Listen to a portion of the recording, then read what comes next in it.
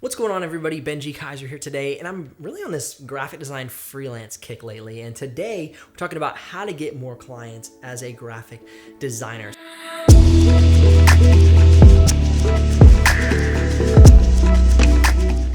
If you don't know much about me, I'm Benji Kaiser. I've been in the graphic design industry for over a decade now, and I have worked in many different areas of graphic design: marketing, advertising, publishing, in-house designer, run my own freelance business, the works. And so I'm here to help you get more clients as a freelance graphic designer, and also structure your business so you're not running it inefficiently. If you're curious about what that is, check out the graphic design business kit in the description below. But for now, let's jump into the reason you're here, and that's to get more freelance clients. All right, so now before we get more clients, we have to decide what clients we actually want. And the reason this is so important is the best way to grow a sustainable graphic design business is to be known for a specific specialty and niche.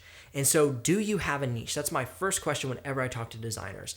And a lot of times I get, yeah, of course, I'm a graphic designer. You know, I do web design and logos and brochures and business cards and wedding invitations and photography logos. And sometimes I'll take pictures for LinkedIn profiles. And they don't have a niche is the real answer. And so I say, okay, no, you need to get niched. Because when it comes to marketing, when it comes to promoting what you do as a graphic designer, you need to be seen as the go-to person for a specific design specialty. And, you know, if you get another person that comes along and says, hey, I saw what you did for, X construction company, I would love you to do that for me as my business, and it is a vacuum cleaner store. Great, I would love to do that logo for you. But as far as your promotion's concerned, as far as building following and building influence and really being known for something, you want to be niched down. I'll give you an example. Company I worked for, digital marketing agency, they focused specifically on orthodontics. So they didn't just focus on marketing. They focused on social media marketing. They didn't just focus on social media marketing. They focused on healthcare. They didn't just focus on healthcare. They focused on the mouth. They didn't just focus on the mouth. They focused on orthodontics. That's 5 points of specialization: marketing, social media, healthcare, the mouth, orthodontics. And their business is blowing up. They are on track, from the last I know, to pass multiple 7 figures in their business. And that's because they niche down and they're known for that specific service. They go to orthodontics conventions and they speak and they talk about marketing as it relates to orthodontics. So they know how to market that specific business. So that's the key. What are you going to do to niche down in graphic design? Because once people get talking that you're the go-to person, it snowballs. People keep referring you, keep getting more clients, and you become very good at that specific topic. Now, what's your niche going to be? Are you going to be in healthcare? So you're going to be orthopedics, orthodontics, plastic surgery. What's it going to be? Maybe construction. You're going to work with painters or carpenters or construction or home improvement people. My ultimate recommendation to you is that you pick somebody with a niche that has good money. So somebody who can spend some decent money, because the worst thing is to pick a niche that doesn't have a lot of money behind it. So like sewing, grandma's sewing, I'm going to be the master of grandma's sewers, that's a really weird example, but you get what I mean. Don't niche down to somebody who doesn't have a big income coming in to spend money on your graphic design services. All right, now that you found your niche, it's time to get exposure. Okay, maybe you already found it though. And if you have, keep up the good work, keep hammering down on that niche. But if you haven't, maybe it's time to start creating some companies. Start doing some work for free to get your portfolio built up and your reputation on social media and your exposure established. And you're saying, work for free? No way, I'm not gonna work for free. Well, you might have to if you can't find the clients you need. Now, I went to school for 7 years to get my undergrad and my grad, so my bachelor's and my master's degree in graphic design. I was working for free that whole time.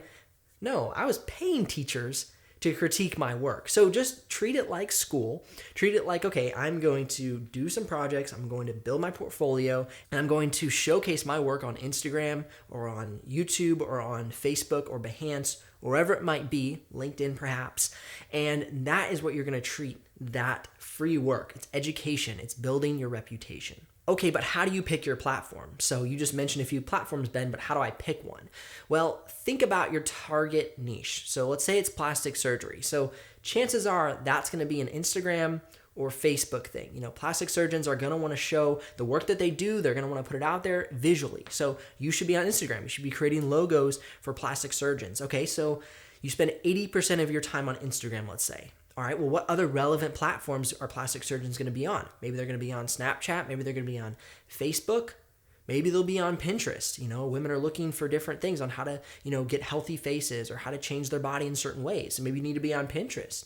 And so you want to spend 80% of your time on your main platform and then 20% of your time on a supporting relevant platforms. So let's say you're going to go for Instagram. So dive in on Instagram. Then repurpose your content from Instagram, put it over to Pinterest, put it over to Facebook, and then from there, you're going to be able to be touching multiple platforms, but not obsessing on multiple platforms. At that point, you want to start building out your website because you want to capture leads. So if somebody finds your work on Instagram, Facebook, or Pinterest, well, how are they going to get in contact with you? I think one free offer that can be super valuable is how to communicate your brand as the leader in plastic surgery, because that's something that people want to do with their companies. They want to be known as the best. They want to be known as the leader. So that could be like a free offer or a PDF that you could put together. And if somebody lands on your work, you say, hey, do you want to know how to lead your industry to look like the best in your industry? I'm going to tell you how with my services as a graphic designer. This is something I talk about in the graphic design business kit. So again, if you want to structure your business, if you want to get off on the right foot and strategically be able to grow your business, then check out the graphic design business kit in the description below. So that free offer I'm talking about is how you capture and nurture leads. You want to be in communication. You want to show them your expertise in the field as well as get their contact information. You could say to them, hey, you want to set up a call after they download your free guide or they inquire about more information. Then you can talk through with them and really sell your services. Now, you may be saying, okay, this is all like great, but how long is this going to take? Well, this isn't a get rich quick design business strategy. This is talking about building long-term sustainable business. I know a lot of graphic designers who also just have this great desire to become freelance designers, run to Fiverr or Upwork or freelance.com. And I think those can be great for one-off, design jobs, but ultimately you're not going to build a long-term relationship with any of those people on those platforms. And I want you to think about a few things when it comes to those platforms. And that is exposure, repeat business, and cheap rates. So let's talk about exposure. A lot of designers know about Fiverr. A lot of designers know about Upwork and freelance.com. But have you stopped to think how many plastic surgeons, painters, construction companies, orthodontists know about Fiverr.com? I would assume very little. And actually, I don't just assume that. I've talked to these people and say, hey, you ever heard of this? Crickets. They don't know what it is. So those premium clients that you could be getting are not where you think they are. You're going to these services trying to make a quick buck, but missing out on the long-term premium clients that will give you a long-term sustainable business. So you got to think about exposure. The second thing we want to think about is the repeat business. So if you get a client from a freelance website, they are owned by that freelance website. That's not your client. You don't have a good personal connection with them. They didn't come to you saying, hey, I like what I saw on Instagram and I want to work with you. And then from there, you can nurture that client. The best clients are repeat clients because they know and trust you and you've developed a relationship with them.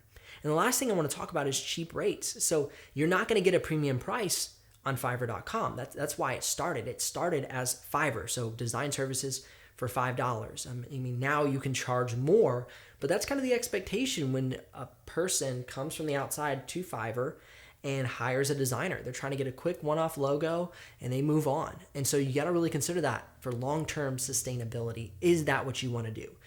Now, this may take time, and I made a video about how to transition from full-time gig to freelancer. So definitely go ahead and watch that. Go check that out. You can check out YouTube cards above or the description below. That'll get you moving along those lines. Also, the graphic design business kit, that is something that I've put together to take what I've learned over the past decade and put it into a package for you to start to structure your business the right way.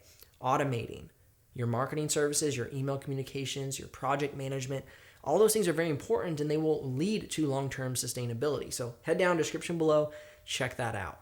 It's my goal to help you create that long-term business that you dream of. If this video has helped you, please hit the like button, subscribe for more content like this.